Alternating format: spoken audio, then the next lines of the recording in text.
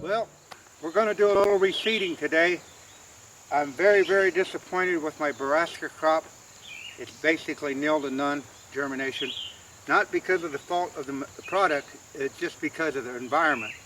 And with no rain, you're not going to make a turnip fist size. It's the 8th day of September. This crop has been in, the seed's been in the ground now for over a month. And with very little to no rain in the forecast, I'm not going to risk just having bare dirt out here. So we're going to reseed it with the fast-growing forage oats, and that will withstand a lot of grazing pressure, and hopefully it'll green up fast. It's supposed to be real fast germination, so if we get any rain this coming week, it's a grass type, oats, so it's not got to grow a bulb, so it should grow pretty fast. And high in sugar content, and I just basically want to get this bare ground covered up, because right now I'm afraid that it's just going to stay bare. And the Baraskas, as far as behind as they are now, they would be insignificant. The first freeze we had last year, the heavy frost we had last year, was like October 4th. It got down like 28 degrees. So that's going to freeze off those Baraskas probably anyway, if that happens. So you never know in these extreme weather patterns. But I'm going to go ahead and incorporate this forage oats plus. It's high in sugar and winter hardy. And so you got to do something. If you just sit on the sideline with no water, I mean, this stuff should have been a foot high, and it's basically just barely sticking out of the ground. I can see some of the seed that never even germinated. Lack of rain. Okay, let's go. Like I said, some of this right in here is some of the seed that never even germinated. So it's too late in the game now to risk not having any cover crop on this.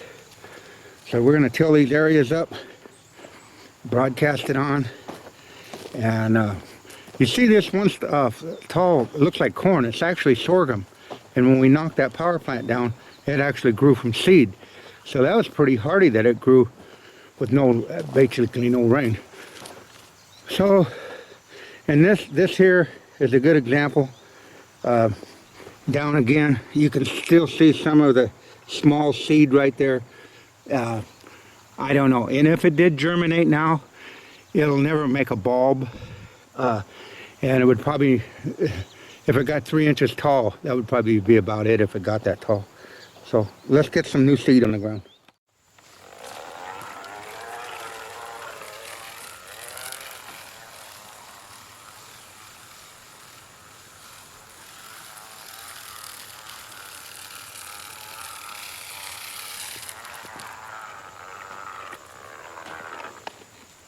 Yep, time to reseed in my way of thinking, because I don't like these results, and I know you can't grow that big of a forage, that kind of tonnage, this late in the year. I mean, it's just not going to happen.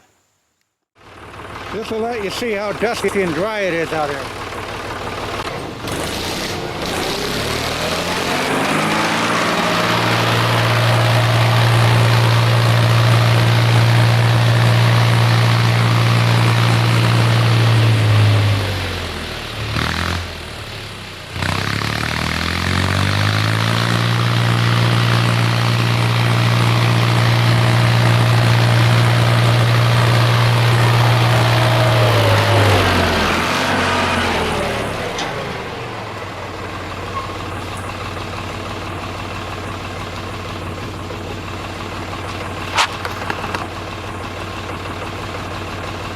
That lets you just see how dusty and dirt.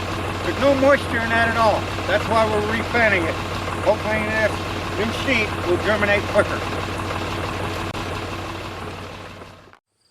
Well, this is October 4th. We'll walk up here. We'll zoom in here. That Baraska is 26 inches tall. Had some tall tine tubers in there. Unbelievable. And I don't know if your food plots look like that, but my test plot here does. And I wish my whole food plot, the tall tine tubers, would have grew in like that. Unfortunately, we had that drought. I reseeded down there because that's 60 days of growth right there. And like I said, 60 days of growth brings them in at 26 inches of tall in marginable soil. So I can only wonder what it would have been like when the soil was primed to the max. But that's what it would have been. I can back over here and give it a good perspective. That's the grass, and then you can see how much taller those are. 26 inches in height right there. Tall tine tubers with plenty of sunshine, heat, and moisture. We had everything but moisture down at the farm. But this is what you could have had, and I can only imagine how big a turnip those have. So, super forage right there. Whitetail Institute tall tine tubers, October 4th, 60 days of growth. Well, here's the scenario. We planted on the 4th of August. We had no rain at all that month. We had virtually no germination at all. The brassicas laid up there and didn't do anything. You've seen at home, they're 26 inches tall, and that was with timely watering. And you could see how tall they would grow. I doubt if they grew that tall out in the actual field. On September 7th, we replanted with forage oats from Whitetail Institute, and we had a ½ inch of rain on the 1st of September, and we had a ½ inch of rain on the 15th of September, and we had about a ¼ inch on the 19th of September. So with that said, we're going to go up. That would give us 1¼ inch. In this last rain event, we had a ½ inch of rain in the rain gauge. So we've had 1.5 inches, just a little under 2 inches of rain in 60 days. It's October 5th. Tomorrow will be 30 days since we planted the winter oats, whitetail forage oats. So we're going to go up and see how they came about, if they germinated or not. You're going to see right along with me. So we might as well wander up there and see the results of our effort. Now keep in mind, our brassicas at home were 26 inches high. They would grow that high down here, but with no rain, some of your fruit plots are going to suffer. So you may have to inquire the added cost of replanting something that will grow faster. That forage oats is high in sugar and grows real fast. So I had to do something with that bare dirt because they laid out there for the better part of 30 days with absolutely no germination. And you, like right now at home, the food plot has been underwater. I haven't watered it now for at least 2 weeks, and it's grown on its own, and it's 26 inches tall. That produces tons and tons of forage off those tall tine tubers. But with that said, you know, you're out in the wild if it doesn't rain, like down there in Clark County. Des Moines yesterday had 2¼ inches of rain, and I only had a ½ inch of rain down here in Clark County. So I'm pretty skeptical about what's going to be up there. I just hope I don't see a bunch of dry, barren dirt. And so let's go up and check out and see how the condition of the food plots are for 2013. And it's been a real test to try to get anything to grow in 2013. So let's ramble up there and check out the results. You've seen how tall those brassicas were at home, and you can see how tall they are down here. They're about 4 inches tall.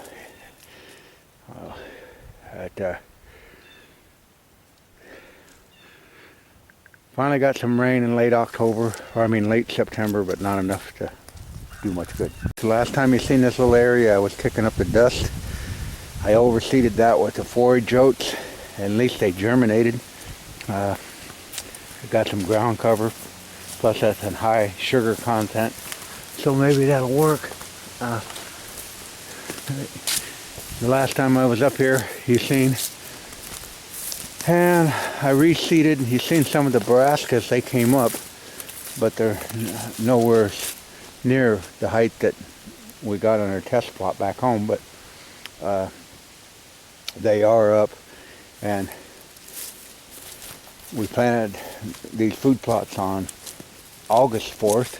Well, this is October 5th, so they've been in the ground for 60 days. Now, that's not real good, not what I expected, but I came in here and reseeded this with the forage oats, and we got a couple, probably an inch of rain, couple half inches of rain on that, and it greened it up, so at least you're hunting over a green field, and it's not as dismal as it looked the last time you seen it. So you can resurrect something from the dead, and that's what we tried to do here. You come up through here, you can see some of the brassicas finally did germinate, but there again, nowhere the height that they should be. But we got germination, and that's not all bad. This area up here I had high hopes for, and now October it may grow in pretty good. It depends on how much grazing pressure it's going to endure. It's better than I thought it was going to be, but we get some sunlight now, and but this was really a challenging year to grow anything. That's probably one of the taller brassicas right there, and that, like I say, don't give up, just reload.